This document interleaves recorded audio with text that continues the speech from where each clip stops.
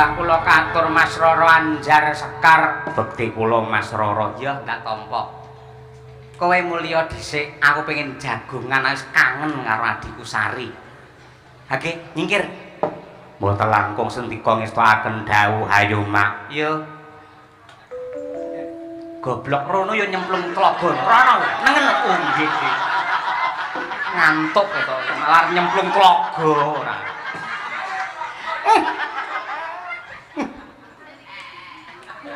Sari.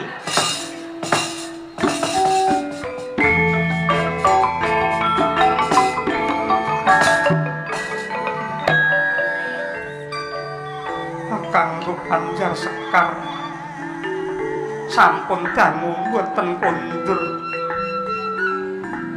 Bapa Resi Watrika kapang kalian jengandika kakangku. Ya. Mengko mulih bareng karo kowe. Kabare kowe arepe palakrama ya. Nggih. Sisandamel kula nyuwun pangestu benjang dinten anggara kasih kula badhe palakrami kalian Den Mas Tiyaka. Aku nderek mangayu bagyo ning tak jaluk. Kowe aja nganti wegah dandan ya. Sing pinter ngadi sarira ngedi busana. Yen kowe nglombrot kaya ngono ndak saya bosen garwamu. Mergo sing jenenge wong lanang piyayi kakung kuwi ora bakal bosen, ora bakal jelek nyawang telung perkara. Siji nyawang tanduran sing ijo royo-royo, angka loro nyawang banyu bening sing mudhun saka tebing. Ewadine kan angka telu ora bakal bosen nyawang wong wedok ayu. Mula dandan sing apik. Iki ana wujude kembang mawar ingkang ulese abang. Yen ndak sumpengake ning karnamu mesti dadi lan ayumu.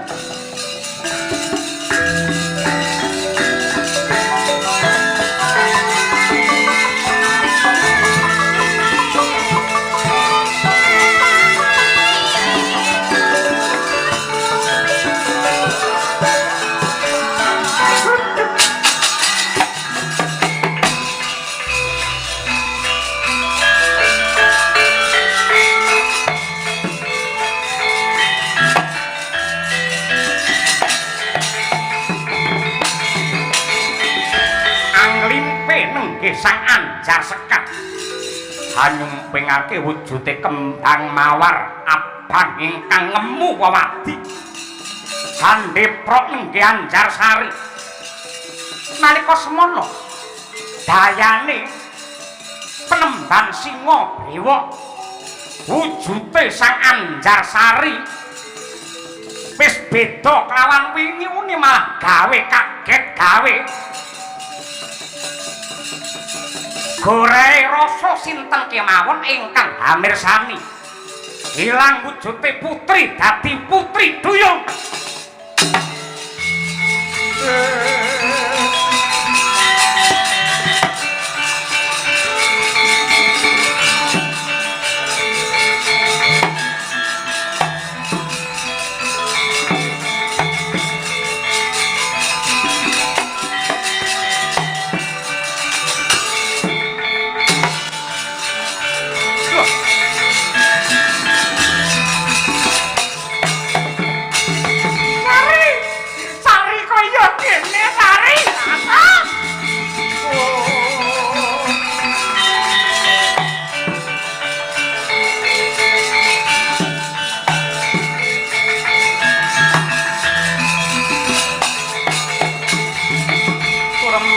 Para kingkin ler manguda kang layon kenya ilang memanis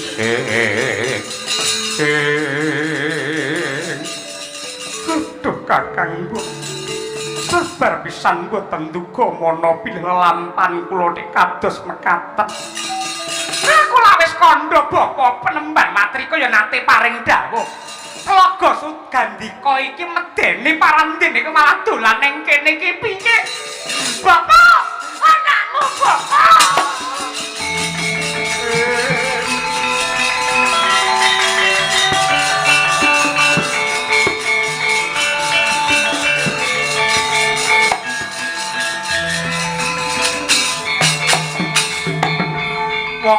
bagus wa pijer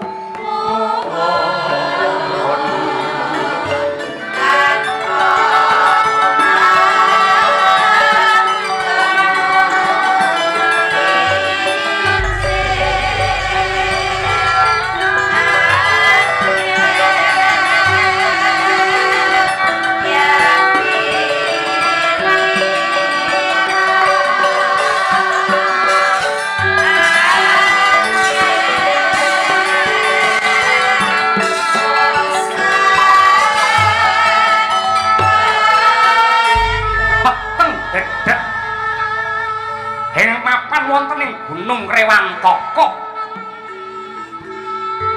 anjerit sundul langit ndula kaya nyundul akasa nenggih Resiwatrika mulak kahanane ingkang putra putri kinasih nenggih Sae Anjarsari ingkang awujud duyung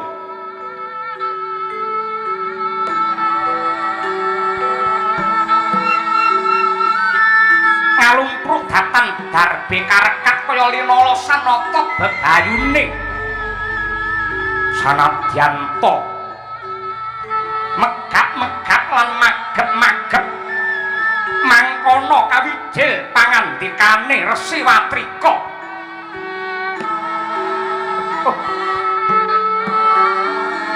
Sari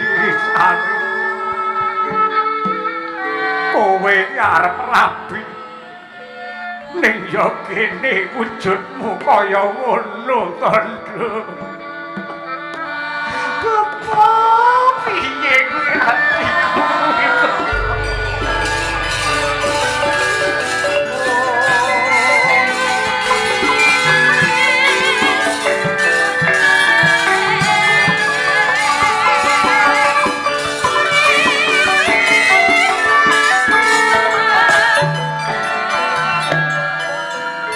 Bapak lak wis kandha yen wanci surup kuwi aja lunga saka omah. Apa neh kowe mapan ana ing Tlaga Sugandika sing wis undang angker wingit. Bapak sewu lepat Agung Pangaksama Paduka babar pisan kula mboten mangertos. Kula nyuwun pangapunten. Gendeng wujud kula sampun kados mekaten kula mboten saged gesang wonten ing daratan. Kula saking menika kula aturi mbopong dumateng Sari. Kula suwun kanthi sanget kula aturi nyemplungaken wonten madyaning Tlaga Sugandika. Menawi kula mboten lumban wonten ing toya Tanggurunga kula badhe pejah gareng Bapak. Dewa kebangetan lakon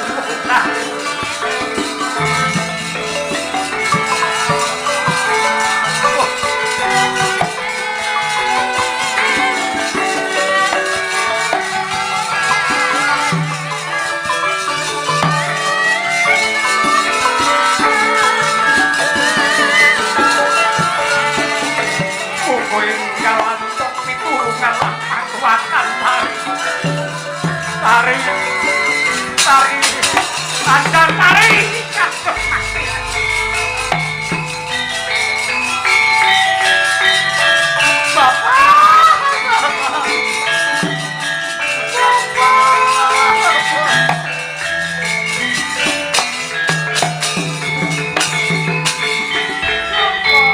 Bapak Sari, nyidam Sari.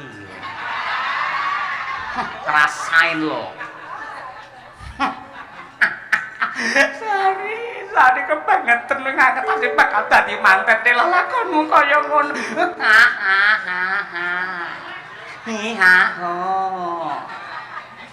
Karo dilawan ora. Kelakon dadi seafood kowe.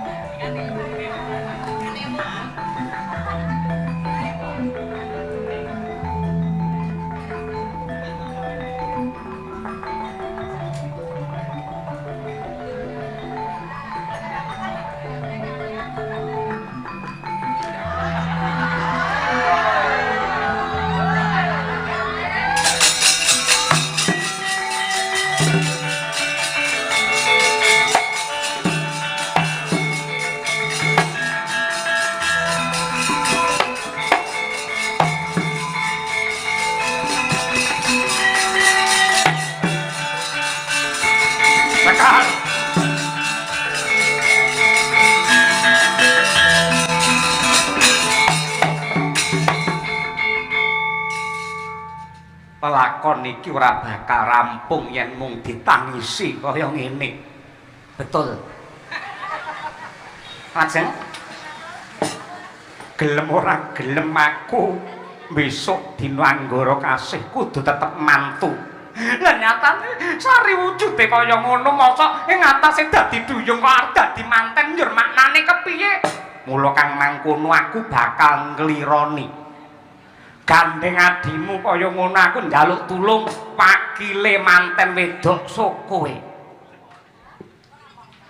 Mula kang mangkono upamane kowe sing tak rabekke karo Den Mas Tiyaka, kira-kira kowe gelem apa ora? Iya to. Siap. Kuwi yen nata Ndrawati Kresna kae gelem nampa yen ra kersa nampa lakon iki peteng dedes.